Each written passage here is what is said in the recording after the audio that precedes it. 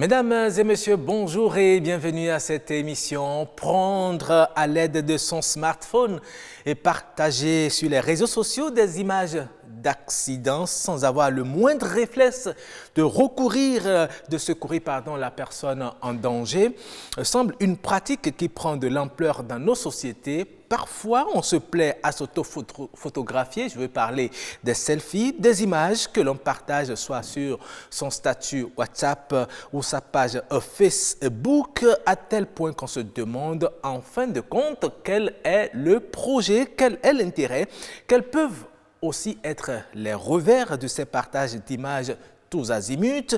Nos invités nous aideront à mieux comprendre. En attendant, nous allons à la bouche du roi, c'est à Grand Popo.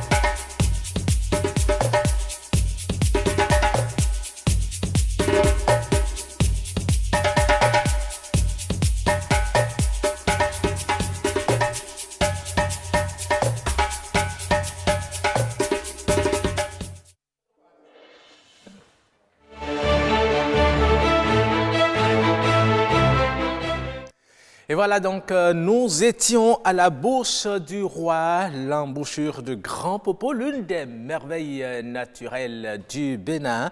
C'est là que se croisent la mer et le fleuve Mono. C'est un endroit magique de par sa beauté et son histoire, traduit de l'expression portugaise Boca del Rio, qui signifie en fait embouchure du fleuve.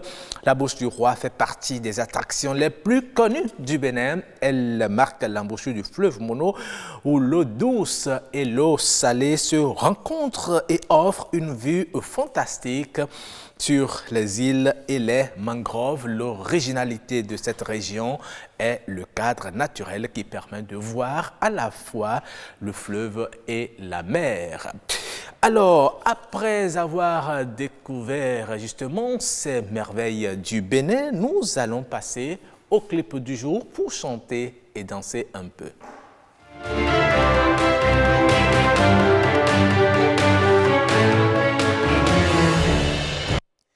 L'artiste qui nous accompagne aujourd'hui, vous le connaissez très bien, il chante très bien, il fait également danser, c'est Ricos Campos et le morceau qu'il va nous proposer aujourd'hui pour nous faire danser, c'est Nimi. Voilà, c'est du bon, nous allons danser un peu.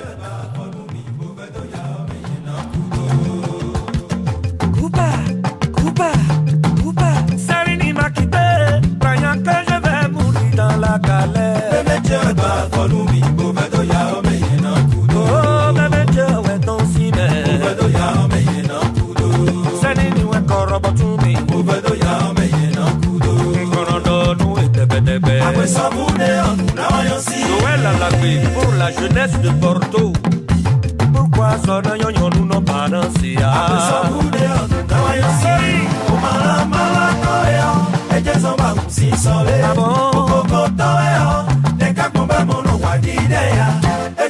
Si je savais donner les derniers mots de l'imbécile.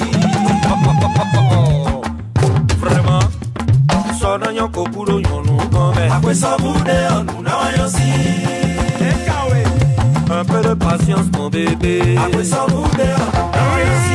On m'a la malade, et Dieu s'en va aussi soleil. Au cocotoya, des cas qu'on va mon nom à l'idéa. Et petit aussi, je savais toi. Dernier mot de l'imbécile. Et petit à nos politiques, Canada. Dernier mot de l'imbécile. Aujourd'hui, le regret total. Dernier mot de l'imbécile. Mais, Covino, à mon dénador do Colocoramia.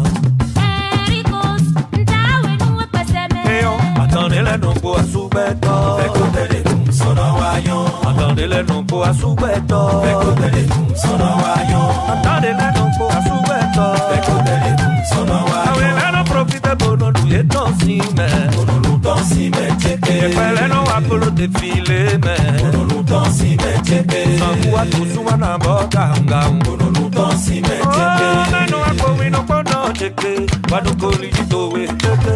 Pas de regret, mais. E non insulsi noi a bobo a ine de foto me na tole su me yo choka cho beni no de le tuwe bo publicité lève be a bobo so encore a kele we chobo maman pide titio a le codo con suto e cosa pour le meilleur pour le pire Ricos de do yo no la medo oje de do sunu la medone oye non bolo kaka bono a regretter a nervement Timati vivo doko, wende pole po bibele. Hey, mino nous la polo e kaka, mino te fomblon réfléchi so déjà l'année. La boko. Awe chedie, awe chedie, awe wila tonde. Akasheri tondo kame, akashushute tondo kame, akananu.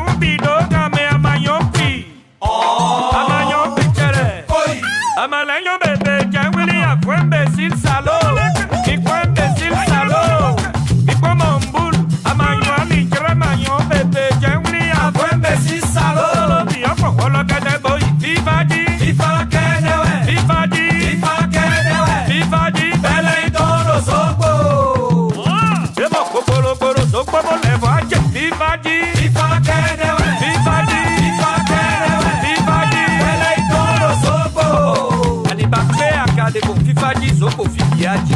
Oh bébé chérie, rigole on prend. Bébé diale quand on rigole on prend et l'on a té. Oh bébé chérie, rigole on prend. Bébé diale quand rigole on prend.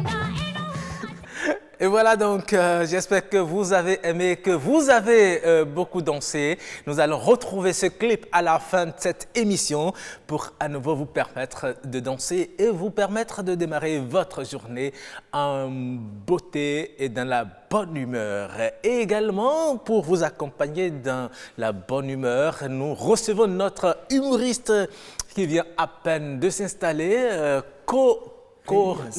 Bon, c'est vrai que par ces temps, c'est coronavirus. On ne va pas arriver juste là. Mais chaque fois que vous venez sur le plateau, je pense à coronavirus. Non, on ne va pas penser à lui. On pense à moi. D'accord. Donc, Corelias, oui. Vous êtes humoriste. Merci de répondre présent. Oui. Alors, aujourd'hui, vous nous avez concocté quoi déjà? Mais moi, je me demande, est-ce qu'on ne va pas appeler Dieu? S'il ne faut pas appeler Dieu, oui. Au secours. Au secours, bien parce sûr, que là on est en train de dire beaucoup de choses sur la maladie. Personne n'arrive à trouver une solution fiable. Ah bon? Mais on a été créé par quelqu'un. Tout à fait. Pourquoi ne pas l'appeler? Comment l'appeler? On peut l'invoquer par les prières. L'appeler au secours, mais vous, la technologie a aussi évolué de l'autre côté. Ah bon? Et du coup, c'est que il faut aussi l'appeler. Dieu a un numéro. Vous pouvez l'appeler. Ah bon? Vous avez un téléphone là? Non, mais vous avez un téléphone. Il a un numéro? Il a un numéro, Dieu. C'est lequel? Bon, c'est le Saint-Esprit. Donc, vous avez décidé d'appeler le Saint-Esprit aujourd'hui? Oui, d'appeler le Saint-Esprit. Et d'échanger avec lui, c'est ça? Je l'ai appelé dans la nuit, toute la nuit. C'est qu'ils sont en réunion là-bas. Apparemment, il a un match là-bas. Barça, oui, Classico. Eux, ils sont... Où ça? Au paradis. Ah bon? Oui, eux, ils sont vraiment libres. Ils ne sont pas comme nous. Nous sommes en train de nous préoccuper de choses ici. De l'autre côté, il a un match là-bas. Le Saint-Esprit m'a dit que Dieu lui-même, il est au stade. Et Dieu me met au stade. Oui, et j'ai demandé où est Jésus là. Il a dit que Jésus est juste à sa droite. Ils sont en train de chanter Hosanna. J'ai dit, mais il faut qu'il descende. Il faut qu'il revienne sur la terre. Parce que ce qui se passe là, nous, on a besoin de... Il a dit, ah, maintenant vous vous souvenez de nous. J'ai dit, mais qu'est-ce que vous voulez? Maintenant qu'ils ont constaté que les boîtes de nuit sont fermées, le niveau, le taux du péché a drastiquement diminué. J'ai dit, ah, il m'a demandé, mais et ta copine? J'ai dit, mais quelle copine? J'ai plus de copine. Ah bon? J'ai ma femme. Et je suis toujours avec elle. Donc ils ont dit, ah, d'accord, qu'ils ont calculé désormais mon taux de péché là, que ça a drastiquement diminué. J'ai dit, mais qu'est-ce que je peux? Que tout le monde est maintenant prêt pour le ciel. Donc j'ai appelé l'ange Gabriel, il a dit qu'il ne descend plus. Il ne descend Parce plus. qu'il a peur aussi de coronavirus? Non, à l'entrée du paradis aussi, ils ont installé les trucs là. Comment dit-on? Les solutions hydroalcooliques? Oui, pas hydro et spirituel. Il a de l'alcool et il a de la spiritualité dedans. Donc eux aussi, ils se lavent les mains avant de rentrer dans les hauts lieux du ciel. Okay. Donc franchement, vivement, à la fin de l'émission, je vais appeler Dieu. Pour que Dieu puisse dire un mot. Parce que là, franchement... Et vous êtes sûr qu'il va décrocher votre appel? Oui, Dieu, je l'appelle souvent. Souvent quand je finis de commettre un forfait, je l'appelle pour lui demander pardon. Il dit, toi là, je t'ai refusé ça l'autre fois, mais tu peux reprendre. Donc, décidément, il faut qu'on l'appelle. D'accord. Franchement. Donc, vous promettez appeler Dieu et d'échanger. Donc, vous allez échanger avec Dieu sur ce plateau? Sérieusement. D'accord. Moi, j'ai l'habitude de discuter avec Dieu. Et ce n'est pas pour la première fois. J'ai discuté avec Dieu une fois. Il a dit que franchement, il faut que je revienne le rejoindre. Et je lui ai dit, mais je n'ai pas terminé ce que je suis en train de faire sur la terre ici. Je n'ai pas terminé. Je n'ai pas terminé, sincèrement. Donc, apparemment, quand il te demande de venir le rejoindre, ça veut dire que tu étais avec lui. Non, je suis sur la terre ici, je suis loin de lui et il me demande, je dis, mais Dieu, sur la terre, il a des problèmes. Je n'ai pas payé mon loyer, je n'ai pas encore donné l'argent de popote à ma femme et Dieu me dit, ah, si c'est difficile, rejoins-moi. Je dis, mais mon Dieu, il faut que je finisse avec ce que j'ai à faire ici d'abord. Parce que ici-bas, c'est plus doux, c'est ça? Bon, il a dit que là-bas c'est bon, mais on n'a pas encore testé. On a testé la terre. D'accord.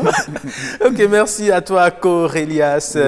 Tu nous promets d'établir la liaison téléphonique avec Dieu, pour qu'il descende ou dise un mot pour qu'on botte dehors. Il faut que les téléspectateurs restent en ligne.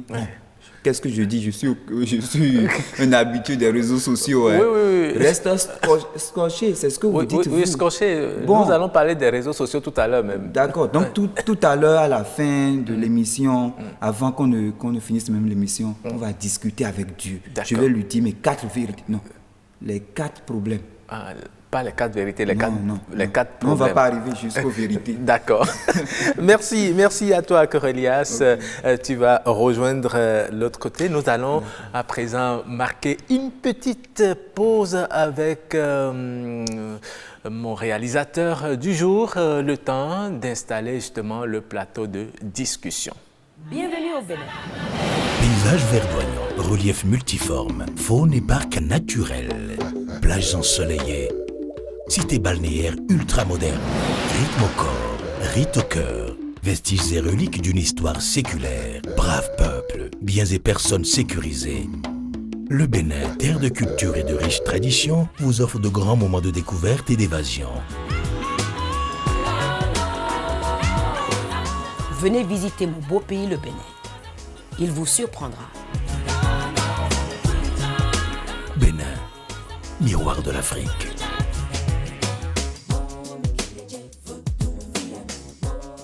Bienvenue au Bénin. Paysage verdoyant, relief multiforme, faune et parc naturel, plages ensoleillées, cité balnéaire ultramoderne, rythme au corps, rite au cœur, vestiges et reliques d'une histoire séculaire, brave peuple, biens et personnes sécurisées. Le Bénin, terre de culture et de riches traditions, vous offre de grands moments de découverte et d'évasion. Venez visiter mon beau pays, le Bénin. Il vous surprendra. Bénin, miroir de l'Afrique.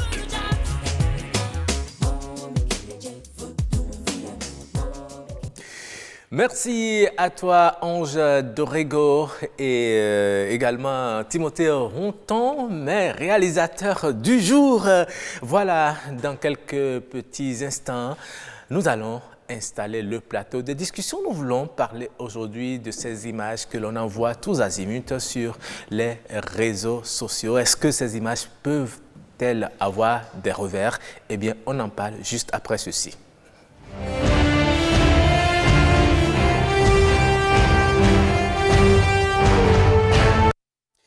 Et comme je vous le disais, ils sont déjà sur ce plateau. J'ai le plaisir de vous présenter Vincent Aguet.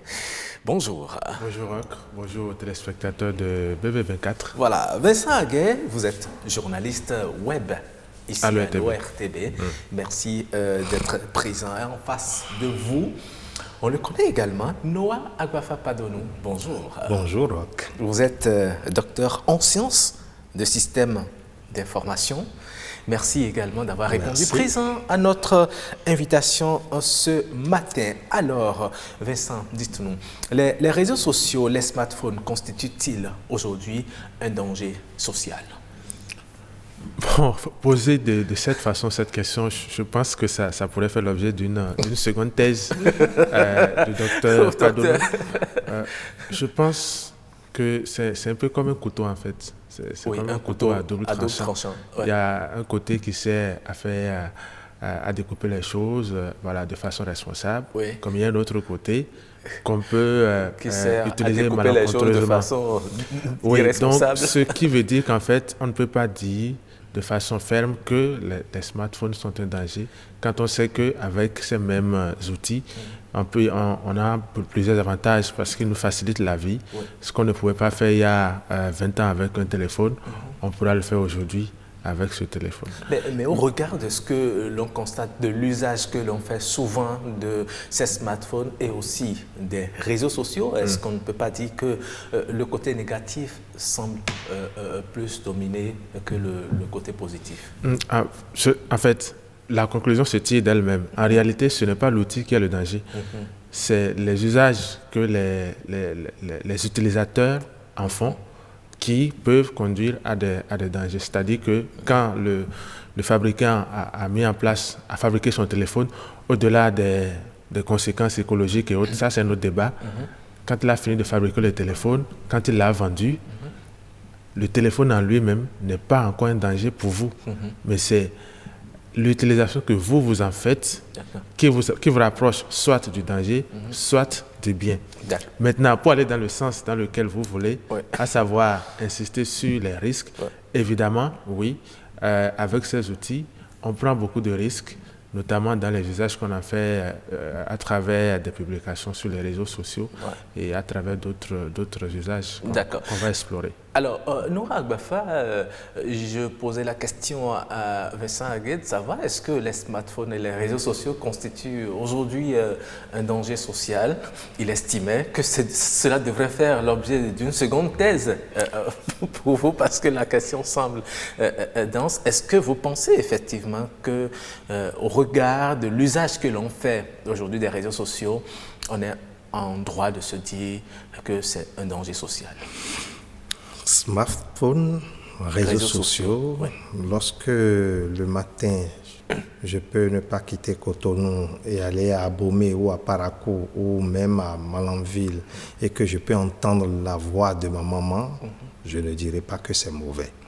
Lorsque je peux déjà rester en contact avec Vincent, on peut écrire, faire tout.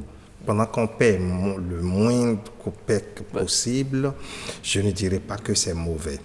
Lorsque je peux prendre ce téléphone et savoir où se situe mon enfant, connaître je peux géolocaliser mon enfant parce que je suis au bureau et que j'ai peur, je ne dirais pas que c'est mauvais. C'est pour dire que les usages pour lesquels le téléphone est fait, les usages sont nombreux. Et lorsque je peux, il y a 20 ans, j'avais fréquenté avec quelqu'un, que je peux le retrouver dans un espace, sur un espace qui réunit les amis, où nous pouvons continuer d'écrire, nous pouvons continuer d'échanger, se rappeler les bons vieux, se partager les photos, se partager des vidéos, annoncer mon anniversaire, faites ceci, je ne dirais pas que c'est mauvais. Cela apporte beaucoup dans ma vie.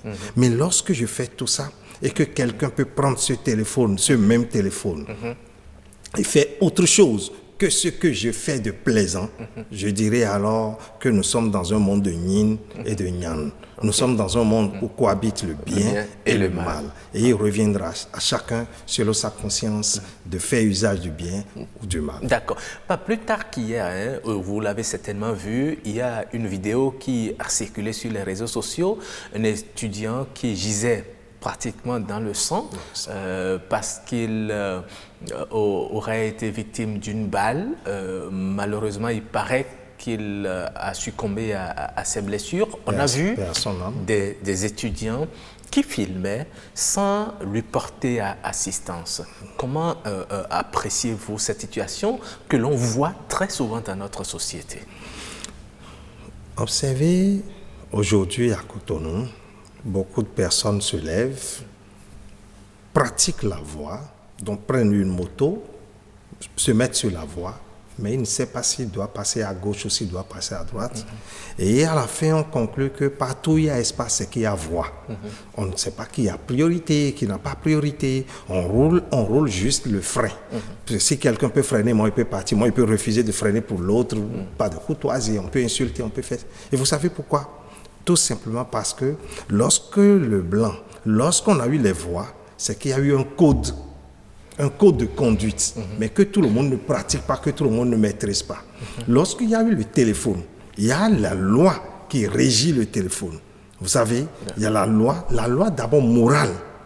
Et au-delà de la loi morale, il y a la législation qui encadre l'usage. Mais lorsque les gens prennent le téléphone, et pour une ambition, parce qu'il veut mémoriser une image, parce qu'il veut mémoriser une scène, tout simplement parce qu'il a pensé tout de suite à ses amis qui sont de l'autre côté, il veut montrer qu'il a la primauté de l'information, dont il veut faire ce qu'on appelle le buzz, il veut faire le scoop. Il prend son téléphone de telle sorte qu'il devient animal. Il devient animal, il ne pense plus à l'humain qu'il a là, il ne pense même pas, lorsqu'il veut prendre une photo, je vais loin, lorsqu'il veut prendre une photo, il ne se pose pas la question, est-ce que ceux qui sont derrière auraient voulu se faire filmer par moi? Est-ce qu'ils auraient voulu être photographiés par moi? Il devient animal, il ne pense qu'à lui. Quand je dis animal, il ne pense qu'à lui. De telle sorte que vous allez voir tout le monde aujourd'hui avec téléphone, mais on ne pense qu'à soi. Quand il est quelque part, il veut prendre selfie, il ne se pose pas du tout la question. Nous devenons animal parce qu'on perd la conscience. On perd tout simplement le peu d'espace que nous pouvons laisser à l'autre. C'est un peu comme ça que ça s'explique. D'accord. Vincent, est-ce que c'est la recherche du buzz, la recherche du sensationnel qui amène à ces comportements, à voir le cas dont je viens de parler? On a même vu par le passé des images de personnes, c'est peut-être pour sensibiliser, de quelqu'un qui est en train de se noyer et sur un pont, on est là à filmer. Est-ce que c'est pour faire le buzz ou bien pour passer un message qui pourrait amener des gens à venir au secours de cette personne en danger? Non, je pense que c'est beaucoup plus pour faire le buzz, en fait. Et aujourd'hui, on a développé le réflexe appareil photo sur nos téléphones. C'est-à-dire que quand on est témoin d'une scène, systématiquement, on devient journaliste. C'est qu'on on devient photographe. Il faut prendre une photo ou une vidéo pour pouvoir la montrer plus tard à ses amis. Je ne peux pas dire la cause réelle, mais c'est peut-être le fait de voir d'autres le faire. C'est-à-dire que les gens ont l'habitude de publier sur les réseaux sociaux des photos ou des vidéos, des scènes auxquelles ils ont assisté. Donc, moi aussi, puisque je suis le témoin privilégié d'un événement, je m'improvise journaliste sur le terrain et donc je fais des photos, même dans des endroits où il faut forcément une autorisation avant de pouvoir allumer son téléphone. Le phénomène n'est pas si criard chez nous. Ailleurs, vous verrez des gens faire des selfies et tomber dans une rivière. Oui, c'est-à-dire qu'on reste... Est-ce que c'est pas un montage? Bien sûr, en Inde, je ne me rappelle plus en quelle année, le taux de suicide par selfie était énorme. C'est-à-dire que les gens se prenaient en selfie et soit ils se faisaient dévorer par un animal dangereux dans un parc ou ils tombent depuis un pont dans l'eau. Donc il y a eu de ces cas de décès parce que les gens se prenaient en photo. Mais, quand on se prend en photo, on perd le contrôle de soi, c'est ce que vous voulez dire? Qu'est-ce qui se passe au niveau de l'individu? Quand vous faites un selfie, vous êtes concentré sur le rendu. Oui, mais avant de le faire, vous êtes là, téléphone. Ok, vous ajustez. Mais c'est une seconde. Ouais. C'est une seconde. Et donc, ça part très vite. Il y a des risques, même vous aussi. Imaginez par exemple que vous êtes dans la circulation, vous voyez peut-être un véhicule que vous n'avez jamais vu. Voilà. Vous dites, OK, je vais faire un selfie rapidement. C'est vite arrivé, quelqu'un peut vous ramasser par derrière. Effectivement. Donc, c'est en moins d'une seconde. Donc, c'est pour vous dire qu'en fait, les risques sont énormes. Et pourquoi on en est arrivé là? Je ne peux pas expliquer. Peut-être que c'est l'ignorance. Et vous verrez que ceux qui sont souvent, ceux qui ont le réflexe de tout photo à tout bout de champ, soit quelque part ils ont un problème psychologique qu'ils ignorent. Parce que par exemple, si vous ne pouvez pas vous passer de votre téléphone ou de votre appareil photo chaque fois que vous entrez dans un restaurant, ça veut dire que vous avez un problème, à mon avis. Parce qu'aujourd'hui, il y a des gens, tant qu'ils sont dans un restaurant, après avoir pris leur plat, il faut forcément faire une photo et envoyer sur Facebook ou sur Instagram. Ce n'est pas mauvais. Ça dépend du type de personnalité qu'on est. Si vous êtes un influenceur ou un artiste qui a besoin de maintenir le contact avec le public, un fan club à travers certaines publications, ça peut se comprendre. Mais quand vous êtes un enseignant, par exemple, vous allez à un agor, comme on dit chez nous, et puis on étale une forêt de bouteilles de bière devant vous et le premier réflexe, c'est de faire une photo et vous mettez sur Facebook. En tant qu'enseignant, vous avez également vos élèves qui sont sur Facebook et qui verront notre cher professeur avec des bouteilles de bière devant lui. Ça renvoie quelle image de vous? C'est ça. Quand vous êtes un soldat et que vous faites des selfies, vous faites prendre en photo en uniforme que vous mettez sur Facebook. Il y a quelques années, le phénomène était criard. L'état-major a dû faire un communiqué pour amener les soldats à l'ordre sur ce plan. Les exemples, on peut les multiplier. Effectivement. Ou encore, le plus dangereux, c'est qu'il y a des gens qui publient les photos ou les images de leurs proches, de leurs enfants. Oubliant qu'un enfant est un bien précieux. Qui est-ce qui prendrait par exemple son coffre-fort, pour ceux qui en ont, son coffre-fort rempli d'argent, en faire une photo et publier sur un réseau social? Personne. Mais il y a des gens qui font des photos de leurs enfants et mettent sur Facebook, montrer peut-être que en accompagnant la photo du prénom même de l'enfant. Le danger est où là? Mais un enfant est un trésor. Donc on ne doit Je vous ai demandé si vous êtes prêt à prendre votre coffre-fort, en faire une photo et mettre sur Facebook. Si on ne peut pas le faire pour un bien matériel, pourquoi on le fait pour son propre enfant? D'accord. Parce que demain votre enfant, il pourrait ne pas aimer être sur Facebook dans une telle position. Et même en publiant cette photo de votre enfant aujourd'hui, vous l'exposez. C'est-à-dire que vous montrez, c'est vrai que chez nous, on peut dire les violeurs ou les trafiquants d'enfants n'utilisent pas les réseaux sociaux. On n'en sait rien. Mais ailleurs, ce n'est pas ces plateformes qu'on connaît la vie privée des gens et on sait sur quel plan vous êtes vulnérable pour vous attaquer. Donc, si vous mettez régulièrement les photos de vos enfants sur les réseaux sociaux, les malfaiteurs savent par quel bout vous atteindre. C'est tellement que beaucoup, à vous entendre, beaucoup de personnes ne savaient pas et ont aujourd'hui envie de retirer peut-être une image qu'ils ont postée sur les réseaux sociaux. Est-ce que c'est encore possible aujourd'hui? Nous avons même vu également une image qui est en circulation actuellement d'un monsieur qui s'est photographié nu dans un lit avec une femme qui apparemment dormait. Est-ce qu'il est possible aujourd'hui de rattraper cette image, de la retirer des réseaux sociaux? Avant de répondre à votre question, tout à l'heure, Vincent se posait la question, mais pourquoi en réalité beaucoup de personnes ont la facilité à se prendre en photo et à diffuser les photos? La première cause, c'est d'abord l'ignorance.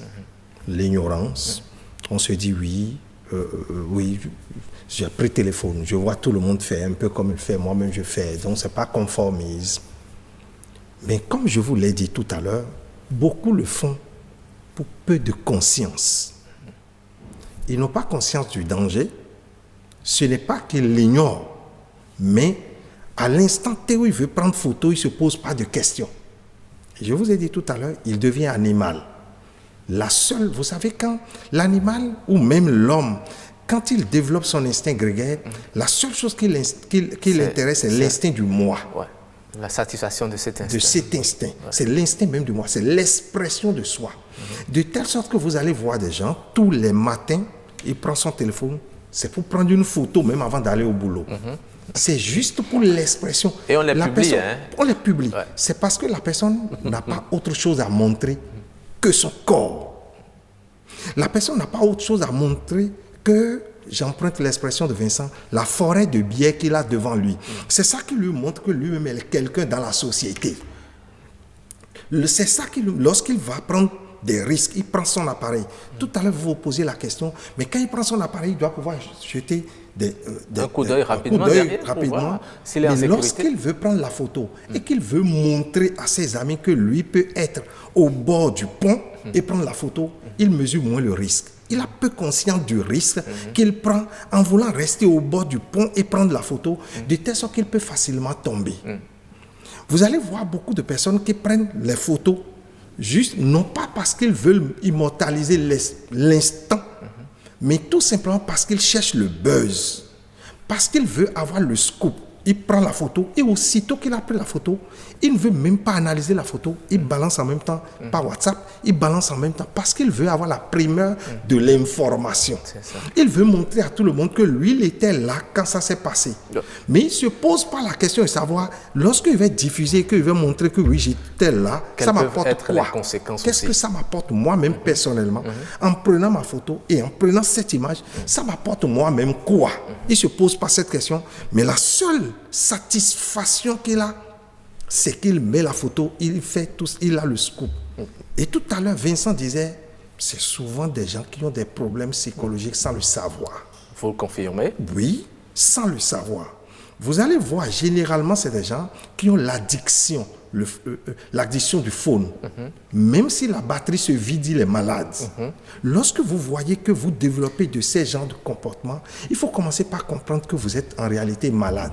Et celui-là, facilement, ce n'est pas parce qu'il est un homme d'affaires, il attend un coup de fil important, où il peut peut-être perdre de l'argent. Ce n'est pas parce qu'il attend un coup de fil d'un patron, mais c'est juste quelques amis qui vont l'appeler ou même qui vont lui écrire par WhatsApp.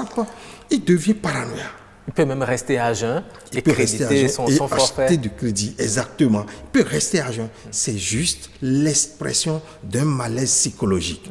Et c'est ça, en réalité, qui se traduit par le fait qu'on peut voir même un malade par terre, on peut voir un accidenté, on peut voir quelqu'un qui est dans un désarroi, et on prend la photo, on diffuse. Observez encore autre phénomène. Vous allez voir ce qu'ils appellent les gags. Les gags, c'est-à-dire les images ou les vidéos amusantes où on voit quelqu'un par exemple qui saute et qui vient par exemple se cogner ici. On fait le compile, on diffuse et les gens en rient. Vous allez voir, les gens téléchargent et ils en font un objet de rire. Mais vous ne voyez pas qu'il y a un problème. Quelqu'un qui fait accident, on compile ses photos et on trouve que ça doit pouvoir faire rire. Ça fait plaisir. Ça fait plaisir. C'est ça. On devient sadique. Parce qu'on anime, en ce moment, on est en train de nourrir en réalité son instinct animal. On est en train de... Le moi animal, c'est ça qu'on nourrit beaucoup plus. Et c'est comme ça que ça se comprend. Et quand je reviens à votre question, vous allez me la rappeler. Est-ce qu'il est possible, lorsqu'on en prend conscience, de retirer lorsque définitivement je mets une photo, ça dépend de sur quelle plateforme j'ai mis ma photo. Parce que chaque plateforme a sa politique de confidentialité, chaque plateforme a sa loi.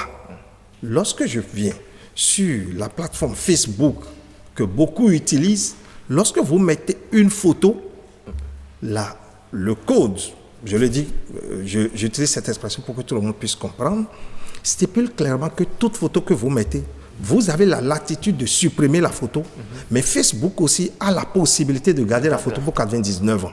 99 ans. Je rappelle 99 ans. Mais vous pouvez supprimer. Mais pour des besoins donnés, Facebook les garde. D'accord. Parce que vous pouvez supprimer la photo aujourd'hui et demain on peut avoir besoin de cette photo peut-être pour une enquête ou pour une autre. Mais attends, à partir du moment où l'auteur a supprimé sa photo, oui. La photo n'apparaît plus. La plateforme aussi devrait pouvoir supprimer. Et pour venir sur la plateforme, vous avez lu sa politique. La plateforme, vous avez clairement... Généralement, on ne prend pas la peine de lire. Alors, c'est un choix. Donc, il est clairement mentionné quelque part. C'est toujours mentionné que lorsque vous mettez la photo, vous avez la latitude de supprimer la photo quand vous voulez. Vous avez la possibilité de supprimer un commentaire, de supprimer une publication. Facebook se réserve le droit. Facebook se réserve le droit de conserver cela. Et pour des besoins donnés, Facebook livre. D'accord, très bien. Nous allons voir ce que les téléspectateurs et les citoyens rencontrés dans la ville de Cotonou pensent également de l'usage que l'on fait aujourd'hui des smartphones et des réseaux sociaux. Nous leur avons tendu notre micro. Écoutons-les. Nous constatons sur les réseaux sociaux des images pornographiques. Il y a certains garçons qui essayent de faire la photo de leurs appareils génitales et puis nous voyons aussi les photos des jeunes filles qui publient leurs parties intimes également. Ça n'honore pas du tout la génération actuelle. Bon, mais c'est l'éducation que chacun de nous a reçue qui font que nous nous comportons ainsi. Vous allez m'excuser, je suis contre. J'ai fait la vieille école, coloniale et néocoloniale. Nous, en notre temps, on n'avait pas ça. Mais puisque vous, jeunes, vous aimez ça là, et quand vous faites, vous appliquez mal, le résultat, c'est la prison. Ça, je vous conseillerais, je le dis à mes enfants, de faire attention. Parce que quand vous envoyez des images des gens dans les Facebook, les Google, les WhatsApp, attention. Ça, il y a une loi qui punit. Je ne peux pas rester nuit, en torse nuit, et prendre moi-même ma propre photo, envoyer une femme. Non, je ne peux pas le faire. Quand moi et la femme, on est propre en relation, elle peut voir ce que j'ai. Il y a les hommes qui m'appellent des fois pour dire, Mireille, je veux voir, montre-moi nu. Elle dit, c'est quoi ça? Ma nudité là, mes chers. Je leur dis ça en même temps. Mais les femmes qui font ça, sincèrement, moi, ça m'énerve. Parce que c'est eux qui font que les hommes ne nous respectent pas. Ce n'est pas bon, ce n'est même pas conseillé. Si vous arrivez sur les lieux, essayez de secourir d'abord la personne. Mais s'il y a même des billets, des liasses de billets, ne prenez pas. Hein. C'est puni par la loi. S'il y a quelqu'un qui vous observe de loin, et il vous assigne en justice, vous ne sortirez pas idem. Hein. Ça, vous serez sanctionné. C'est l'article 63 du Code de procédure pénale de la loi béninoise. Mon mari, à qui j'ai fait des enfants, ah ça là c'est un peu différent. Hein. C'est un peu différent, quelqu'un qui te cherche, qui veut te voir. Ah ça là, on a fait des enfants, d'accord, c'est entre nous ça. Mais en dehors des autres, les gens, après c'est pour te faire les chantages. La personne qui fait ça, c'est pas quelqu'un normal ou bien c'est pas quelqu'un de bon, c'est pas une bonne chose. Voilà, donc le sujet alimente beaucoup de débats. Vincent, nous revenons sur ce plateau. Vous avez entendu certains citoyens dire qu'il y en a qui se font photographier nus et balancent les images. Est-ce que ceux-là sont susceptibles de poursuites judiciaires? Poursuites judiciaires, je dirais peut-être de remords à leur propre niveau. À un moment donné. Je vais vous donner un exemple.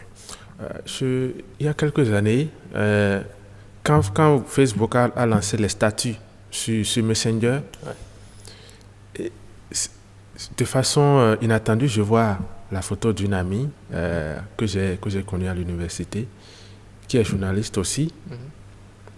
dans une position, je dirais, inconfortable, dans une tenue légère et qui était en statut sur Messenger.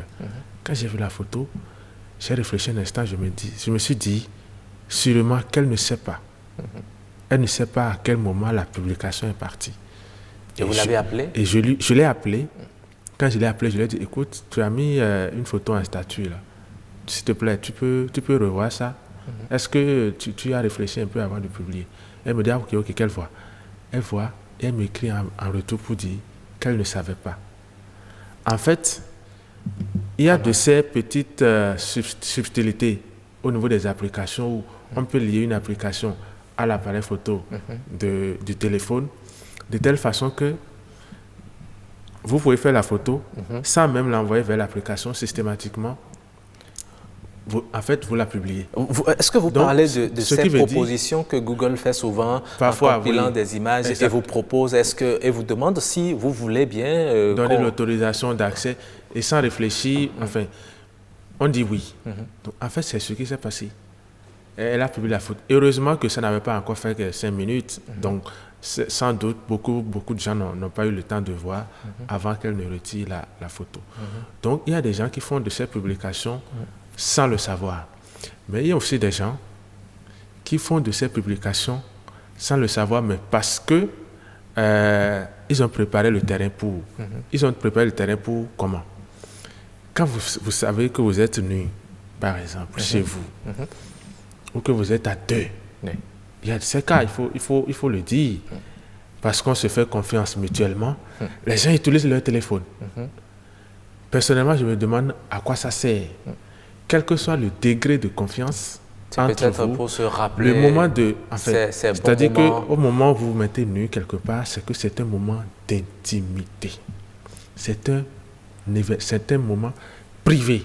Pas de téléphone à côté. Privé.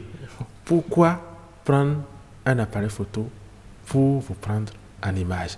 Donc, à partir du moment où la photo est prise et elle est stockée sur le téléphone, il faut savoir qu'un jour, peut-être par erreur ou par le fait d'une tierce personne, cette photo peut se retrouver sur la place publique. Donc, pour l'éviter, il vaut mieux ne pas du tout avoir dans son téléphone de ce genre d'images. C'est ça. Il y a quelques semaines, on a vu une dame faire une vidéo qui a été partagée sur les réseaux sociaux, sur WhatsApp, où elle disait qu'il y a quelques années, elle a perdu son téléphone et que quelqu'un a retrouvé ce téléphone et a pris une de ses photos et l'a partagée sur les réseaux sociaux, une photo d'elle où elle était nue. Et c'est au moment où elle faisait la mise au point que beaucoup se sont rendus compte qu'il y a peut-être une telle photo qui a circulé. Ce qui veut dire, en fait, si elle n'avait pas conservé ces photos sur son téléphone, au moment de sa perte, elle n'aurait pas eu de regret au-delà du fait d'avoir égaré son téléphone. D'accord. Donc, c'est un autre exemple que je dois donner rapidement, puisque nous sommes là pour conscientiser. Dernièrement, j'ai vu une vidéo, ça faisait rire beaucoup de gens et moi, ça m'a interpellé. Une vidéo d'environ quelques secondes où on voit un jeune garçon de peut-être 2 ou 3 ans à qui vraisemblablement sa maman a remis, je ne sais pas comment on l'appelle déjà, l'ustensile qui sert à remuer la pâte ou la cassa, la palette. La palette, merci. Le garçon utilisait ça, maniait, et puis on avait la vidéo, ce qui veut dire que c'est sa maman qui était de l'autre côté en train de le filmer. Et à un moment donné, le garçon s'est brûlé son appareil génital, puisqu'il était nu, avec la pâte chaude, fumante. Et le garçon a couru. Oui, effectivement. Et le temps où le garçon court, on voit qu'il était toujours filmé, puisque la vidéo le montre en train de courir. Ce qui veut dire que la personne qui a filmé a pris le temps de filmer le jeune garçon, se fait mal, et au moment où le garçon courait, la personne n'a pas arrêté, n'a pas déposé le téléphone pour lui porter assistance. Il a filmé jusqu'à la fin, et ensuite, il a pris le plaisir de partager cette vidéo avec quelqu'un, et puis ça s'est retrouvé sur les réseaux sociaux. En temps normal, un cas pareil, est-ce que la justice ne peut pas s'auto-saisir de cette publication et poursuivre l'auteur? Vous vous posiez la question tout à l'heure Est-ce que, du moins, votre question peut être reformulée autrement. Est-ce que quelqu'un a le droit de diffuser son image, une photo nue de lui-même? C'est là la question en réalité. Parce que s'il n'y a pas délit, il n'y a pas justice. Je dirais, toute personne a la possibilité de se prendre en photo nue. Toute personne a la possibilité. Et même, jouissant de ses droits, il a son corps, il peut se prendre en photo nue. Mais à ses risques et périls. Oui, mais c'est son droit. Il peut le faire. Mais lorsqu'il le fait, a-t-il maintenant le droit de diffuser cette image? Quand nous parlons de diffuser, quand nous parlons de partager, nous parlons de partage dans un espace public. Autrement dit, il aurait pu le faire dans un espace privé. Il prend son téléphone, je prends mon image nue, je l'envoie à Vincent, j'ai totalement ce droit. Peu importe ce que Vincent peut en faire, mais j'ai ce droit. Mais déjà, à partir du moment où ça transite par un réseau social, est-ce que c'est encore je l'ai partagé dans un espace privé. Donc, je l'ai envoyé comme message à quelqu'un, spécifiquement. Donc, et là, c'est chiffré. Au cas où cette image va se retrouver peut-être sur la toile. Là, c'est un autre débat. Vous savez à qui vous en prendre. Là, c'est un autre débat. Mais ici, il prend son téléphone. J'ai voulu qu'on fasse correctement le distinguo. Il prend son téléphone, il a pris l'image nue et il dépose l'image nue dans un espace public. Dans un groupe WhatsApp, par exemple, c'est un espace public. Il dépose, par exemple, sur sa page Facebook. Donc, c'est dans l'actualité, c'est dans un espace public. Et là, une autre question se pose. Parce qu'on dira de manière très simple, là où ses droits, lui, s'arrêtent, les droits de quelqu'un d'autre commencent. Est-ce que l'autre a besoin de voir cette image qui est considérée dans un espace public comme une scène obscène? Là, vous portez atteinte à l'autre, aussi aux droits de l'autre. Donc, c'est pour dire quoi? On ne fera pas du juridisme, mais je vous dirai tout simplement, toute personne a la possibilité de prendre sa photo, mais n'a pas le droit de diffuser cela dans un espace public. Quand on voit quelqu'un nu dans la rue, on l'appelle comment? Un fou. Un fou. Donc, lorsque vous prenez votre photo et vous déposez dans un espace public, je n'ose pas le dire. Vous comprenez? Donc, nous devons pouvoir... Vous comprenez que personne n'a le droit de prendre sa photo et de mettre en statut. Parce que quand il met en statut une photo où il a porté des habits légers, comme l'exemple de Vincent tout à l'heure, non, il ne devrait pas le faire. Parce que c'est un espace public. Et quand c'est un espace public, le code du numérique répréhende de tels actes dont la justice est invitée alors à sévir. D'accord, très bien. Merci. Vous permettez que nous établissions la liaison téléphonique avec notre spécialiste en cybersécurité, Fawaz Monsougan. Bonjour. Bonjour. Oui, vous êtes en direct dans cette émission. Dites-nous, est-il possible de sécuriser son image aujourd'hui sur les réseaux sociaux? Alors, merci à vous pour la question. Je salue le plateau. Alors, est-ce qu'il est possible de sécuriser son image sur Internet? Je dirais oui. Parce que justement, la législation a prévu que toute personne ait un droit exclusif sur son image. Donc, la législation dit que le droit à l'image, c'est le droit à la non-reproduction de son image sans son consentement. Et sur Internet, pour protéger son image, il suffit juste de respecter ce qu'on appelle les règles de l'hygiène numérique. Voilà. D'accord. Au cas où vous décidez de publier votre image et que quelqu'un l'apprend et en fait la publication, est-ce qu'il existe aujourd'hui des dispositifs pour identifier cette personne, ou bien si la personne a utilisé votre image et l'a tronquée, d'identifier cette personne et de la poursuivre? Alors, malheureusement, c'est une question à double tranchant parce qu'il n'est pas facilement possible d'identifier quelqu'un qui a publié son image. D'autant plus qu'aujourd'hui, il y a la multiplication des faux profils. D'accord. Dans le second cas, vous pouvez identifier celui qui a publié votre image si directement cette personne a publié votre image et que vous tombez dessus. Aucune connaissance à vous tombe sur votre image sur Internet avec quelqu'un qui l'a cité et dont vous pouvez identifier le profil. Dans ce cas, vous pouvez engager des poursuites. Mais la première chose ne sera pas d'engager des poursuites, mais d'entrer en contact avec la personne pour que la personne puisse supprimer votre image ou que vous puissiez rentrer dans vos droits. Mais si à partir de ce moment, la personne commence à vous faire du chantage, qu'est-ce que vous pouvez faire? Alors, dans ce cas, lorsque la personne commence à vous faire du chantage, il n'y a pas de mesure. Il suffit tout simplement de contacter l'Office central de répression de la cybercriminalité ou bien la BJC CERT, qui sont disponibles sur tous les réseaux sociaux aujourd'hui. D'accord. Alors, selon vous, quel type d'image ne doit-on partager qui pourrait porter vraiment atteinte à son auteur? Alors, même dans la législation, les types d'images qui peuvent être partagées, qui peuvent nuire à l'image de quelqu'un sont déjà prévus. Lorsque l'image vous présente dans une position qui n'est pas décente ou bien qui relève de votre vie privée, cela ne doit pas être partagé sans votre avis. Ou lorsque l'image représente des scènes obscènes ou représente des mineurs, ces images-là ne doivent pas être diffusées. D'accord. Alors, lorsque vous partagez par inadvertance une image que vous regrettez après, qui a malheureusement déjà atterri sur les réseaux sociaux, est-ce qu'il est possible de retirer voire de supprimer totalement cette image? Oui, je dirais heureusement oui. Il est possible de supprimer son image des réseaux sociaux.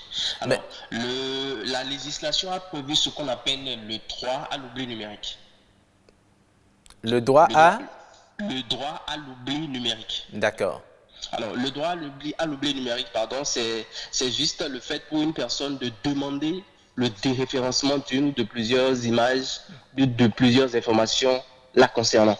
Mais vous savez, il existe aujourd'hui des plateformes qui peuvent conserver votre image jusqu'à 99 ans, Facebook par exemple. Justement, j'en viens. Alors, le droit à l'oubli numérique, il y a deux volets. Il y a le volet qu'on appelle le déréférencement et il y a le volet qu'on appelle l'effacement. Le déréférencement, c'est lorsque vous leur demandez de supprimer vos images. Ça, nous sommes dans le cas des sites web, outre Facebook bien sûr, parce que Facebook, sa réglementation, elle est tout autre. D'accord? Facebook n'est pas situé au Bénin. Si Facebook avait une délocalisation au Bénin, là, vous pouvez faire ce qu'on appelle une demande d'effacement à Facebook. Mais dans notre cas précis au Bénin, ce que vous pouvez faire, c'est de demander le déréférencement. Là, on supprime votre image et on demande au moteur de recherche de ne pas afficher des requêtes lorsqu'on va envoyer une requête vers cette image-là. Alors, est-ce que n'importe qui peut le faire ou bien il faut un service spécial vers lequel il faut s'orienter? Non, toute personne peut demander, peut exercer son droit à l'oubli numérique. Dès lors que vous trouvez votre image partagée sur un site web, sur un réseau social, vous contactez la personne qui a partagé cette image et vous lui demandez de supprimer cette image. La loi contraint toute personne qui détient un site d'information, une page, de mettre à disposition du visiteur ou de l'utilisateur les informations qui permettent de le contacter directement. D'accord. Il paraît que lorsque vous ne savez pas et que vous publiez une image que vous regrettez après, il vous est difficile de supprimer totalement parce qu'il y a certaines personnes qui ont des applications qui mémorisent en même temps les images et vos publications. Oui, malheureusement oui. En fait, il y a ce côté où on dit que Internet a de la mémoire. C'est pourquoi, dans la distribution des images, il faut tout d'abord en appeler à la conscience de chaque individu. Ce que vous partagez sur Internet, vous pouvez le supprimer tout de suite, mais étant donné que Internet a de la mémoire, vous supprimez la chose devant vous, mais il se fait que ça a déjà été enregistré par plusieurs personnes. Et lorsque quelqu'un sauvegarde votre image dans son téléphone, il est difficile de l'effacer complètement. Effectivement. Alors, rapidement, 2 ou 3 petits conseils pour se mettre à l'abri des effets néfastes de ces images, de ces publications que nous envoyons sur les réseaux sociaux. Alors, pour se mettre à l'abri de ce genre de pratiques, je demanderais tout simplement aux téléspectateurs de juste protéger leur e-réputation, de protéger ce qu'ils diffusent sur Internet, de protéger ce qu'ils partagent sur Internet. Parce que tout ce que vous partagez sur Internet, tout ce que vous distribuez, vous suit d'une manière ou d'une autre. Et comme je l'ai dit tout à l'heure, Internet a de la mémoire. Et pour compléter très rapidement, lorsque vous constatez que quelqu'un a diffusé votre image, que quelqu'un a manipulé vos informations à caractère personnel, il suffit juste de contacter la personne et cette personne a un délai légal de 45 jours pour satisfaire à votre demande. Auquel cas, vous contactez juste l'autorité de régulation. D'accord. Merci beaucoup Fawaz Moussougan pour votre contribution à ce débat. Très bonne journée à vous. C'est un plaisir. Bonne journée. Bonne journée à vous aussi. Voilà.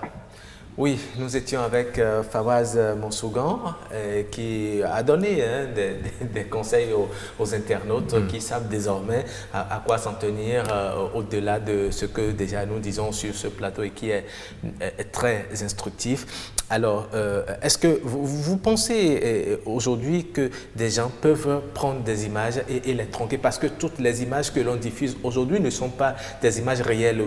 On peut prendre par exemple votre tête et la poser sur un corps nu. Comment gérer ces situations? Je pense que face à ce genre de situation, il ne faut surtout pas paniquer.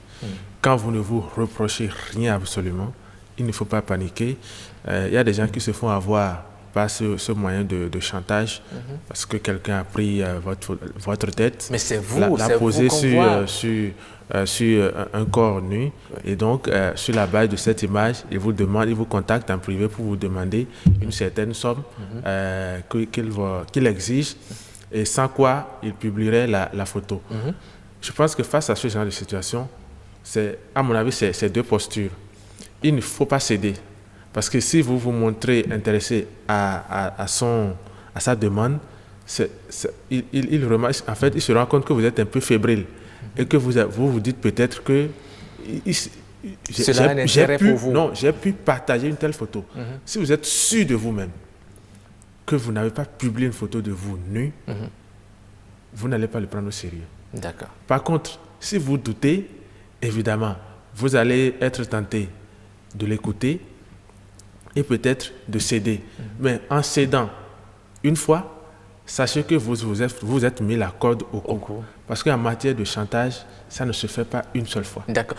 Parce que même quand il vous dit « Ok, j'ai pris la somme, j'ai retiré la photo », après demain, il vous demanderait encore plus. Donc, ce qu'il faut faire, c'est de ne pas du tout céder et de lui opposer une démarche judiciaire si cela est nécessaire. Mais vous savez, c'est souvent, lorsqu'on n'est pas véritablement technicien, c'est souvent difficile de savoir si telle image est tronquée ou non. Alors, lorsque vous vous retrouvez dans cette condition, est-ce que la justice, la législation vous protège et peut vous permettre de poursuivre sérieusement cette personne? Fawaz vous disait tout à l'heure qu'il y a le droit à l'image. Oui. Et au Bénin, nous avons la loi,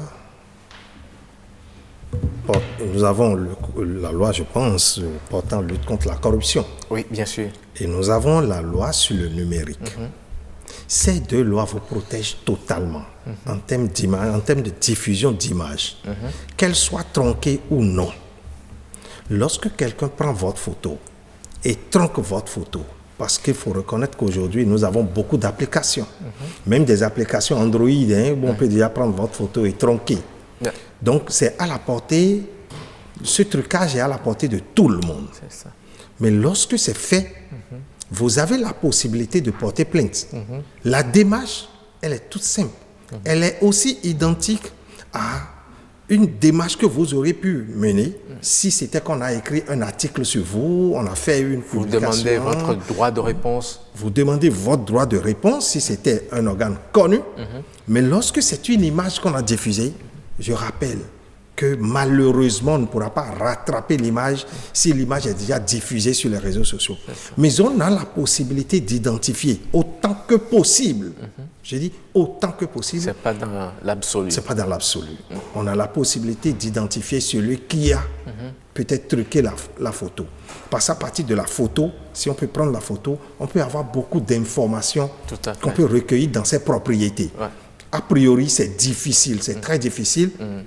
Parce qu'à partir d'une image tronquée, on peut même identifier de quel ordinateur l'image a été tronquée. À travers les adresses IP. Voilà. Non seulement les adresses, même à travers son adresse MAC.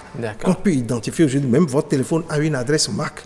Donc, à partir de ces informations, c'est possible. Mais chez nous, ici, c'est totalement difficile. Oh, c'est cette image qui devrait faire preuve devant la justice.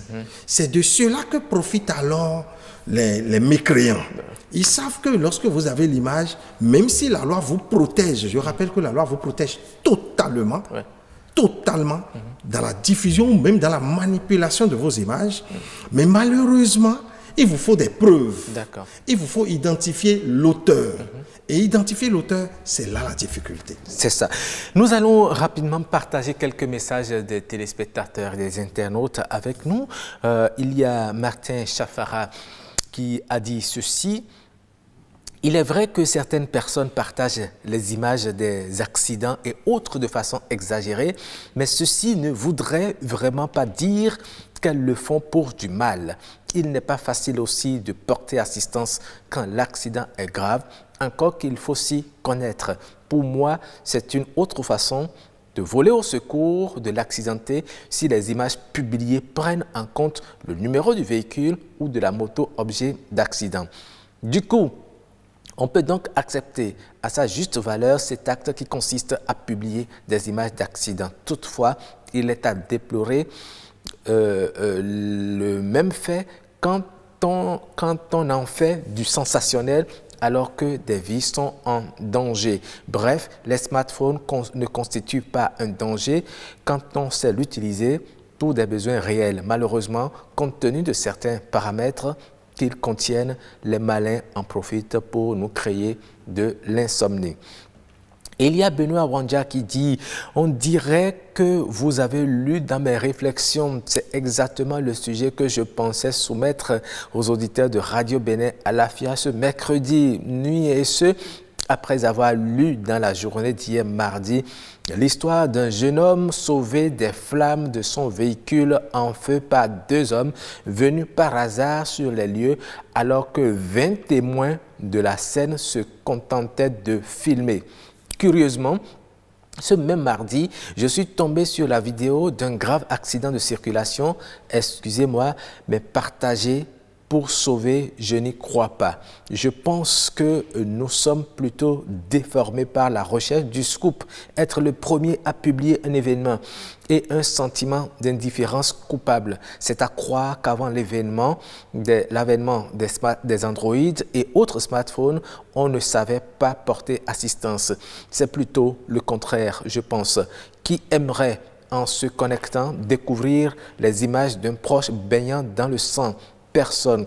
Alors, pour ne pas être plus long, je voudrais juste rappeler, pour finir, le droit à l'image de ceux que nous filmons et dont nous diffusons les images, les envois et les partages sans leur accord. La première victime qui oserait porter plainte sera critiquée par la société qui oublie souvent que nul n'est censé ignorer la loi.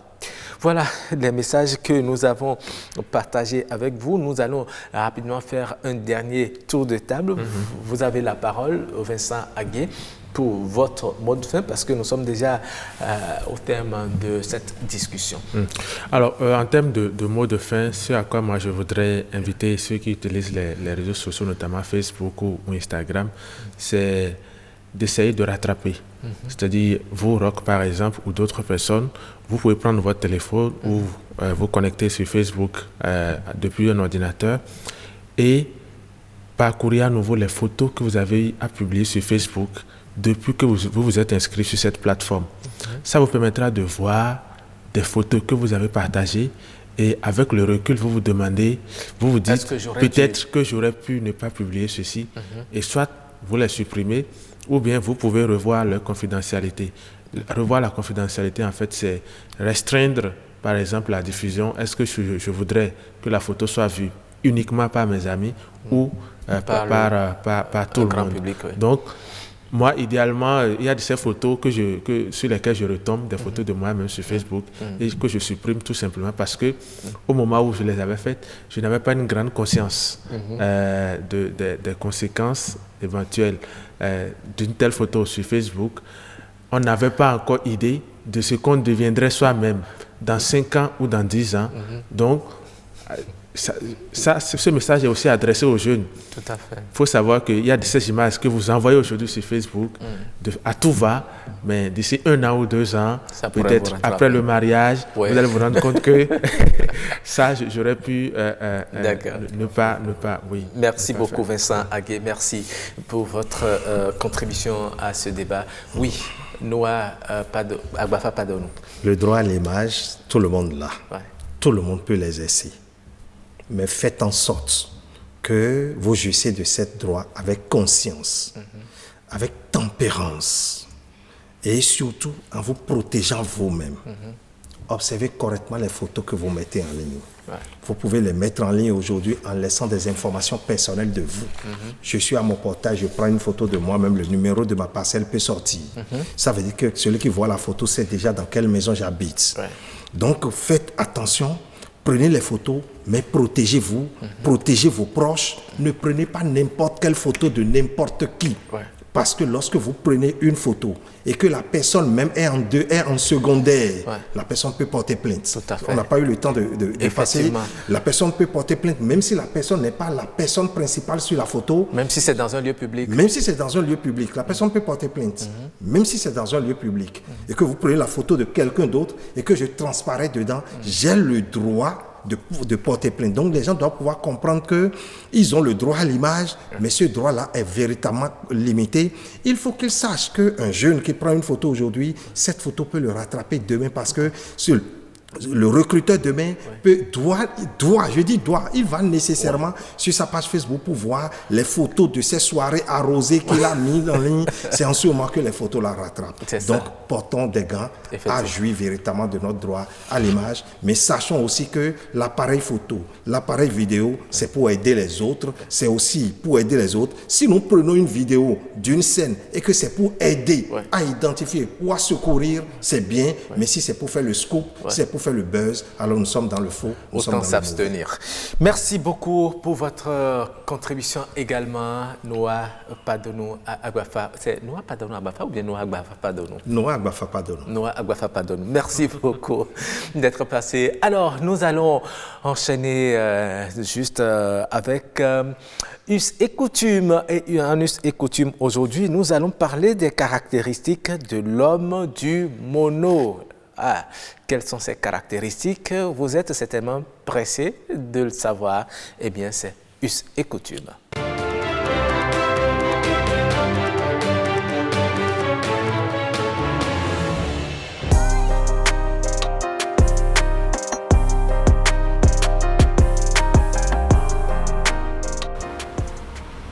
Ils sont catégoriques. Ils sont catégoriques. Quand ce n'est pas ça, il te le dit. Peu importe ta position, hein. Il aime se faire ami à toi. Mais dans l'amitié, il faut qu'on soit sincère. Vous dites à un popo, à un koula, à un kwida, à un mina, ceci c'est blanc. Il faut que ça soit blanc, effectivement. Qu'il n'aille pas voir que... Il faut lui faire la description de ce que tu veux lui présenter d'avance. Ou bien que vous avez échangé.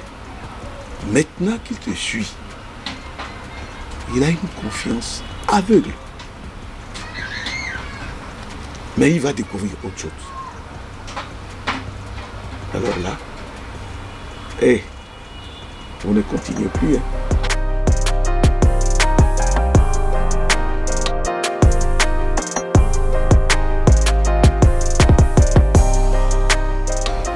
Nous qui sommes les anciens, nous qui sommes les avant eux, nous avons vu que leur caractère est dilué. parce qu'ils frottent avec les autres ethnies, ainsi de suite. Je ne dis pas que les autres ethnies ne sont pas franches, hein. Mais il y a un mélange qui se fait. Et on remarque en eux qu'ils aiment un peu trop le faux. Mais nous, quand on a l'occasion, on les leur dit, ce que vous faites, ce n'est pas ça. Ça va vous rattraper.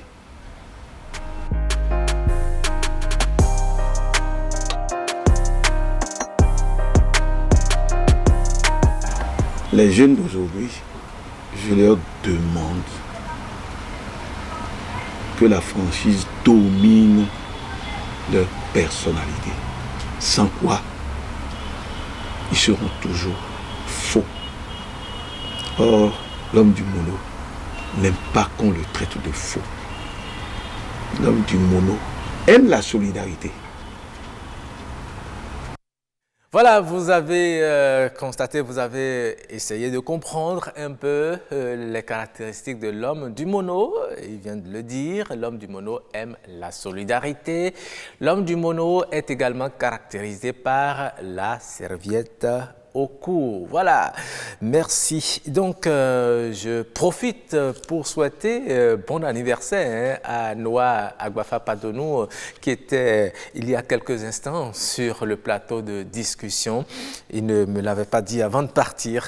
Nous lui souhaitons bon anniversaire. Alors, c'est le moment d'installer le plateau de prénoms africains.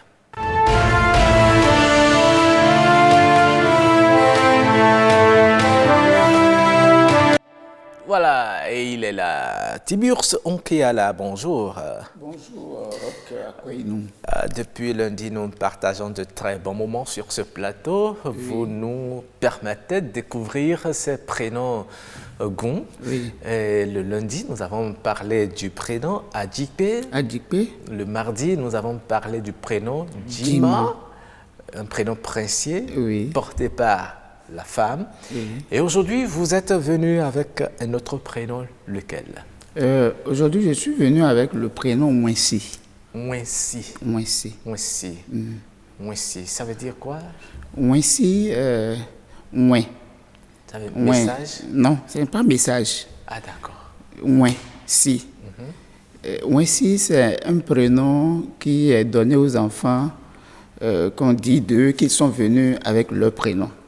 Et quand ces enfants naissent, ils naissent avec leur prénom. Inutile d'aller chercher un prénom dans les circonstances qui ont secoué leur...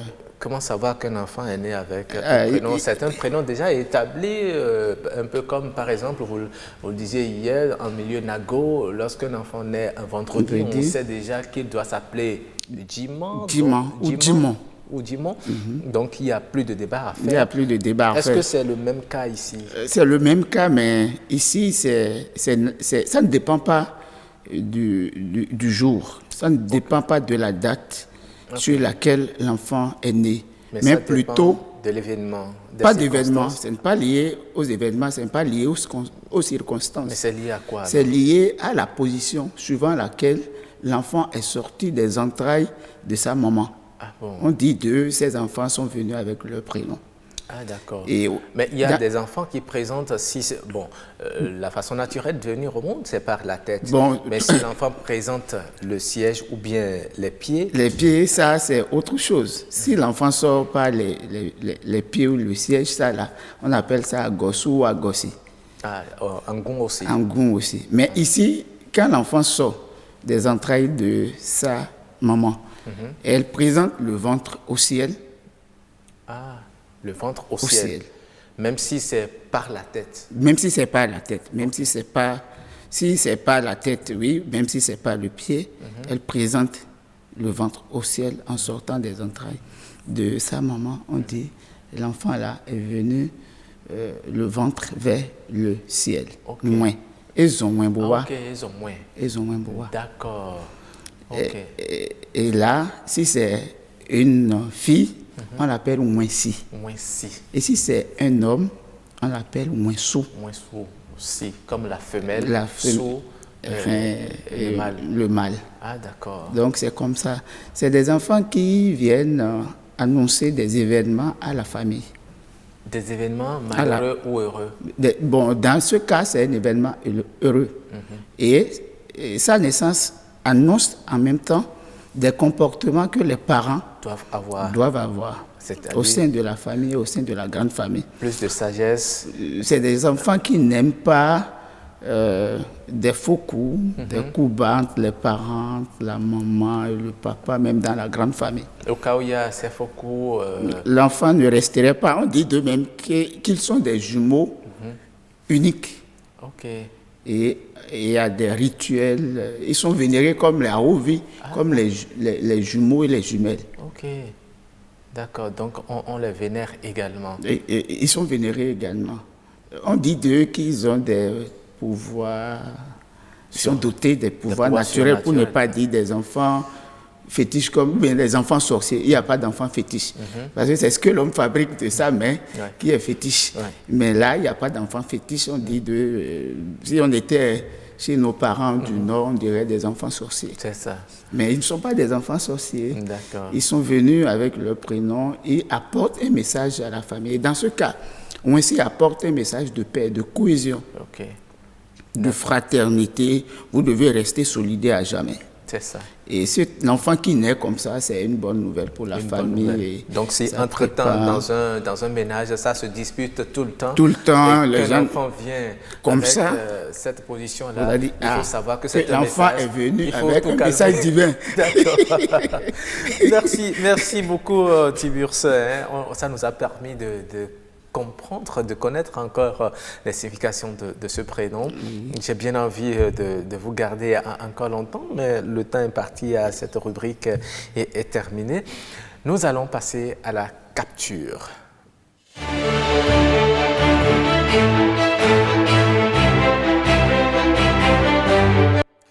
Alors, l'image de la capture, nous allons essayer de la voir. C'est une image que nous a proposée, ou bien que nous ont proposé nos chefs d'édition du jour, Kenneth Sossou et Heureuse Danondé. Voilà, je lis déjà. Moi, je vous le dis, si les écoles restent fermées trop longtemps, je n'ai pas pu lire totalement le mot, voilà ce qui se passerait avec les enfants. On vient de voir des enfants au niveau des pots de toilette, des enfants qui se sont badigeonnés le corps. Oui, ce sont des images qui circulent sur les réseaux sociaux. Cela montre combien les écoles aident les parents. Voilà le message. Trop longtemps, les parents trouveront un vaccin avant les scientifiques. Oui, c'est ça. Est-ce que vous pensez que les enfants sont aussi récalcitrants, si difficiles à supporter? On a même vu, et si possible, voilà, il a certainement la pommade certainement de la maman. Bien sûr, surtout à l'âge là, les enfants ont tendance à toucher à tout. À tout, oui. Voilà, regardez ce qu'ils font là. Ils touchent à tout et ils sont curieux. Et c'est l'instinct qui les pousse à toucher à tout ce qui... On en a même vu qui ont découpé. Oh là là, regardez ça. Ça veut dire que les écoles seront fermées. Cela ne voudrait pas dire que les enfants ne seront pas encadrés et surveillés à la maison. Regardez ça. Oui, exposer des tas de billets qu'on a découpés.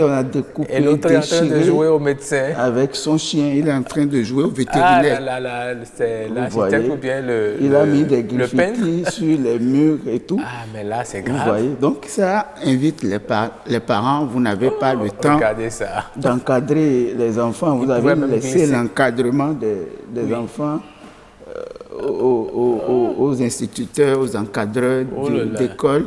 Maintenant, la tâche reviendra aux parents. Donc, ça appelle à la vigilance. Effectivement. Nous devons surveiller les enfants. Nous devons vraiment surveiller les encadrer. Les enfants. Ce n'est pas parce qu'ils seront désormais à la maison pour quelques jours qu'il faut les ignorer. Même si vous n'êtes pas là, vous devez les confier à quelqu'un. Si vous avez un parent, une soeur, un frère, un jeune frère qui peut venir vous aider. Parce que les écoles seront fermées, mais les gens iront toujours travailler, suivant les mesures qui sont prises par le gouvernement. Ça veut dire que vous irez travailler, mais les enfants seront à la maison. Absolument. Il faut être vigilant, il faut les encadrer, il faut les surveiller. Parce que en touchant à tout à cet âge-là, les enfants peuvent toucher à des trucs dangereux. Effectivement, ils peuvent facilement se faire électrocuter, toucher à des produits. Tout ce qui peut constituer un danger pour ces enfants, il faut les éloigner sérieusement de ça. Il ne faut pas dire que les écoles sont fermées, j'amène les enfants à la maison et c'est fini. C'est maintenant le travail revient de plus belle. Absolument. Merci beaucoup, Tiburce. C'est moi, Rock. Merci. Alors, je vais vous souhaiter une très bonne journée. Vraiment. Certainement qu'on va se revoir, mais vous avez promis de nous parler des us et coutumes en milieu Goum également. Donc, nos équipes vont se rapprocher de vous. Nous sommes disponibles parce que je trouve que cette émission, c'est une bonne émission. Merci. Ça va rapprocher les communautés les unes des autres. Absolument. Parce que tel que ça se passe en milieu Goum, un bâtonneau qui suit un dindi, un fond, un mina et un dja, va certainement voir des similitudes. Absolument. Il va dire, ah ça, telle chose qui se fait dans telle communauté, ça se fait chez moi. Mais de si nous avons des ressemblances, nous avons des dissemblances, ça veut dire que nous sommes les mêmes. Exactement. Ça va appeler à la cohésion. Et on va éviter désormais les micro-nationalismes, micro-nationalité. Chacun se réfugie dans son coin. Moi, je suis Goum, je n'ai rien à voir avec un fond, avec un haïzo, un bâtonneau. Mais comme ça va rapprocher les communautés les unes des autres. Et ça va montrer que nous sommes les mêmes. Merci beaucoup. Merci à vous, Tiburce. Alors, nous sommes mercredi. Nous allons parler dans Instant Éco aujourd'hui du fonio. Le fonio, oui. Le fonio, il faut le dire, est l'une des plus anciennes céréales d'Afrique. Peu connue en dépit de ses nombreuses qualités, la production de cette céréale a considérablement baissé il y a quelques années avant de connaître actuellement un semblant de reprise, grâce sans doute à ses qualités diététiques qui séduisent de plus en plus et la demande sur le marché international. Il s'agit d'une céréale tout à fait semblable au riz et autres espèces du genre. D'après les spécialistes, il faut 2000 graines de fonio pour faire 1 gramme en raison de sa très petite taille qui oscille entre 1 mm et 1,5 mm. Le fonio est produit à ce jour dans plusieurs pays africains et particulièrement en Afrique de l'Ouest. Le fonio blanc, par exemple, est cultivé au Sénégal jusqu'au Tchad. En Afrique de l'Ouest, la Guinée était le premier producteur avec 222 000 tonnes, devant le Nigeria avec 80 000 tonnes, le Mali avec 26 000 tonnes, la Côte d'Ivoire avec 14 000 tonnes, le Burkina Faso avec 9 500 tonnes et le Bénin avec 2 000 tonnes. Les spécialistes de la santé, surtout les diététiciens, ne tarissent pas d'éloges envers le fonio. Outre ses qualités avérées en cuisine où cette céréale se prête à plusieurs mets, le fonio est vivement conseillé aux diabétiques. Il entre dans la composition de plusieurs recettes africaines, à savoir le couscous, la bouillie, les boulettes, les beignets, le pain, etc. Et sa valeur nutritionnelle est équivalente à celle du riz. Par rapport aux autres céréales, il contient plus de glucides, 80% donc, moins de lipides, 4%, et moins de protéines, 10%. Mais sa teneur en méthionine et cystine est intéressante pour l'alimentation des enfants, des personnes âgées ou qui ont des problèmes de surpoids. Il est vivement recommandé. Autrefois très fastidieuse, le décortiquage du fonio est largement facilité par les nombreux équipements mis au point par la recherche. Il est progressivement passé de l'ombre à la lumière et le fonio pourra dorénavant tenir toute la place qui lui revient dans le quotidien des peuples ouest-africains. Voilà, donc merci beaucoup. Nous allons retrouver notre humoriste du jour, Corelias, qui nous a entre-temps rejoint. Rebonjour Corelias. Oui, bonjour à vous. Oui, voilà, donc vous êtes là, vous avez promis échanger avec justement Dieu tout à l'heure. Oui. Je suis actuellement sur la page Facebook de Dieu. Oui. Il n'est pas en ligne, sur son WhatsApp. Je ne sais pas, vous avez son Son numéro? Vous avez dit que son numéro, c'est le Saint-Esprit. Ah oui, c'est le Saint-Esprit. C'est le Saint-Esprit. Oui. Je vais voir. S'il est au paradis, ça va sonner. Mais s'il est, il est en mission quelque part, ça va pas fonctionner. C'est pas. Ah bon, donc on va essayer de l'appeler rapidement. Parce que c'est important de... On va appeler Dieu, votre Dieu. C'est important de l'appeler dans ce genre de situation parce que là, on a besoin de lui. D'accord. On va appeler votre Dieu. Oui, ça sonne. Tu m'as appelé il y a longtemps. Hein? Oh là, c'est compliqué avec notre Dieu. Allô? Cornelius, tu m'as appelé il y a longtemps. Oh là là. Bon, oui, on va écouter apparemment. Dieu n'est pas en ligne. Allô? Vous les hommes, vous aimez trop le business. Ah oui, on aime le business, Dieu. Ça va sur la terre? Oui, Dieu, ça va bien. Bon, au ciel ici, on appelle Dieu. Ah, vous appelez Dieu, vous êtes Dieu. Qu'est-ce que je raconte? Autant pour moi. Au ciel ici, on m'appelle. Ah oui. Que mon nom soit glorifié. Vraiment, Dieu, on a un problème. Il y a un méchant qui est venu sur la terre, il brise tout, il casse tout. Oh, c'est quoi encore cette histoire? Non, mais on ne comprend pas, hein. C'est que c'est dangereux ce qui se passe. Ah, mes enfants, courage à vous, hein. D'accord, Dieu. Qu'est-ce que votre roi dit à propos? Non, de nous laver les mains, tu vois, de nous laver les mains. De vous laver les mains. Oui. Mais vous aussi. C'est pour manger le méchant, c'est ça? Non, Dieu, c'est grave, hein. Viens nous sauver, hein. Viens nous sauver. Ah. Bon, pour l'instant, oui. Nous sommes en train de préparer un match de football. Il y a Real avec Barcelone qui joue ici. Ce sont les anciens joueurs. Mais Dieu, je dois aller pour les soutenir. Nous sommes dans un problème ici. Ah, Jésus, il est à ma droite. Oh là là. Avec les anges. Ils sont en train de chanter le cantique aux Anna. Non, mais Dieu, nous sommes dans une situation difficile ici. Venez nous sauver. Tu sais ce que Dieu va faire? Tu oui. me rappelles dans quelques minutes. Je verrai quelle solution vous donner. Non, la solution c'est pour maintenant, Dieu. N'attendez pas. Je suis aussi un peu occupé ces temps-ci avec des activités spirituelles. Ça, c'est votre travail. Maintenant, on a besoin de médicaments. Oui. Et d'ici à là, porte-toi bien. Bon, portez-vous aussi bien, Dieu. Apparemment, Dieu n'a pas cédé. Il faut que je le rappelle, si vous le permettez. Je peux le rappeler. Vous voulez le rappeler? Parce qu'il faut que Dieu nous donne une solution, je crois. Ok, on va voir alors. Rappelez-le très rapidement. Alors, oui, Dieu.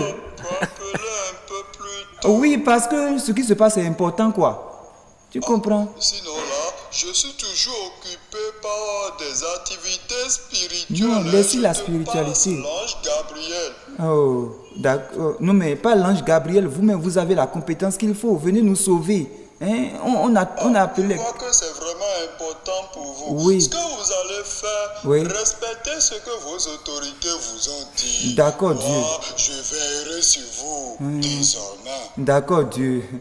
Mais j'ai constaté que mes enfants sont devenus plus dociles ces temps-ci. Ah oui, hein, Dieu. Ce qui compte combien de copines? Je n'ai plus de copines. Tu n'as plus 6? Non. Ah, c'est 5? Non, Dieu. C'est 4 alors? Non, pas moi. C'est 3? Non, Dieu. Tu es resté sur ta seule copine. Ah oui, hein, Dieu. Je vois que vous êtes devenus plus dociles. Oui. Et les boîtes de nuit? Non. Ah, d'accord. Ok, je veillerai sur vous. D'accord, Dieu. Ne vous inquiétez de rien. Ok. Croyez en moi et croyez en celui qui m'a envoyé. Bon, enfin, croyez en moi et en moi seul. Ah, d'accord, Dieu. Ok, au revoir, Dieu. Bonne journée. Bon, il a dit de nous en tenir à ce que les autorités ont dit. Tout à fait. Et qu'il va aussi nous protéger. Oui, c'est ce que Dieu a dit. Et c'est ce que Dieu a dit. Voilà. Enfin, on a sa solution. On a sa solution.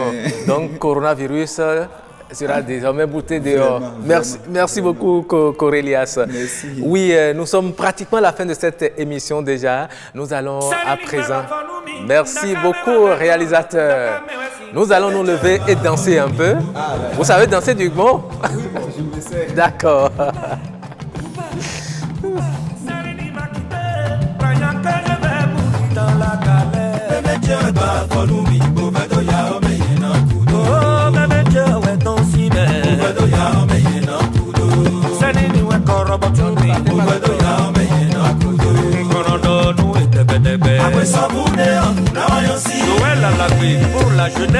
Porto.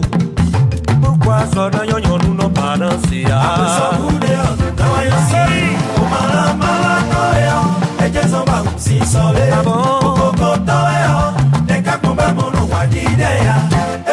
Si je savais donner les mots de l'imbécile.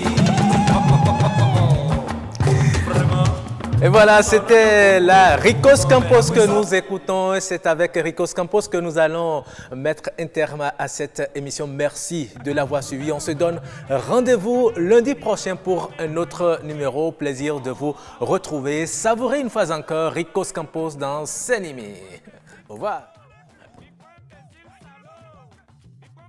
Salini weba fonumi, ndaka me ma vedo na kudaka me wesi. Bebe weba fonumi, bo vedo ya me na kudo. Kuba, Kuba, Kuba. Salini m'a quitté, croyant que je vais mourir dans la galère. Bebe weba fonumi, bo vedo ya me na kudo. Oh, bebe we ton sime, bo vedo ya me na kudo. Salini we korobotumi, bo vedo ya me na kudo.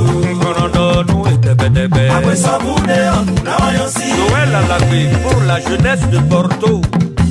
Pourquoi ça nous n'ont pas dansé?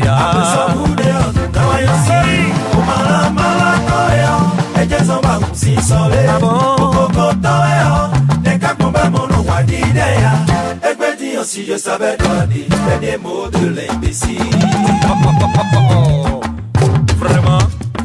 Sonanyo kopuro yonu kome. Après ça vous un peu de patience mon bébé. Après ça vous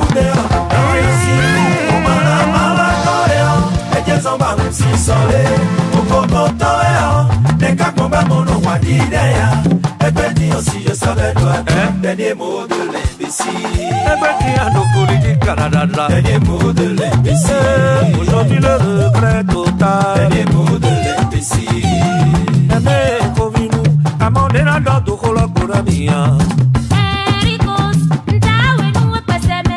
Attendez les noms pour soubeto.